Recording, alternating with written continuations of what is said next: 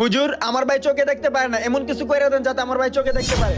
আপনার ভাই তো আগে চোখে দেখতে পাইতো, এমন কি হলো যে ও এখন চোখে দেখতে পায় না? কয়দিন আগে ও অ্যাক্সিডেন্ট করে ওর পা ভেঙে যায়, ওর পা ভালো হয়েছে ঠিকই, হঠাৎ করে ও আর চোখে দেখতে পায় না। ওর সুস্থতার জন্য আপনি কি কোনো কিছু মানত করেছিলেন? হ্যাঁ, আমি মানত করেছিলাম আমার ভাইয়ের পা ভালো হয়ে গেলে আমি একবেলা কুকুরের পাশে বসে খাবো। আপনি কি আপনার ভাইয়ের পা ভালো হওয়ার পর কুকুরের পাশে বসে খেয়েছিলেন? না হুজুর। শুনেন ভাই, কোনো মানত করলে সেটা পূরণ করতে হয়। আপনি যদি মানত ভঙ্গ করেন তাহলে আপনাকে অনেক বড় শাস্তির মুখোমুখি হতে হবে। তাহলে হুজুর এখন আমি কি করতে পারি? আপনি এখন এটা করতে পারেন, আপনার এলাকায় খুঁজে এমন একজন ব্যক্তি বের করেন যে 3 দিন নামাজ পড়েনি, তার সাথে বসে খাবার খান, ইনশাআল্লাহ আপনার ভাইয়ের চোখ ভালো হয়ে যাবে। তাইলে হুজুর, যে টানা 3 দিন নামাজ পড়ে না তাকে কি কুকুরের সাথে তুলনা করা হয়? জি ভাই, যে একটানা 3 দিন নামাজ পড়েনি তাকে কুকুরের সাথে তুলনা করা হয়।